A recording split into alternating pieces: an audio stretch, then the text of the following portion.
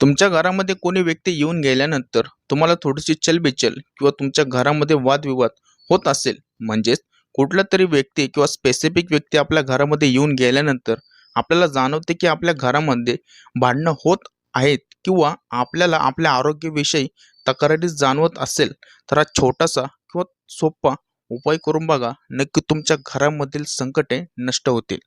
हा उपाय दर गुरुवारी केला जातो आणि हा सतत केला तरी चालतो. तर प्रत्येक गुरुवारी संध्याकाळच्या वेळेमध्ये एका वाटीमध्ये 4 ते 5 चमचे गोमूत्र घ्यायचं आहे. त्यामध्ये 1 किंवा 2 चमचे हळद टाकून ते चांगल्या प्रकारे मिक्स करायचं आहे. मग ते जे केलेलं मिश्रण आहे ते आपल्या मुख्य दाराच्या उंबरट्यावरती लेपून किंवा सारवून घ्यायचं आहे.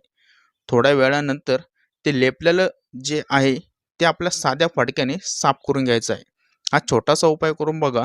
नक्की तुमच्या घराचे कल्याण होईल आणि तुमच्या घराचे संकट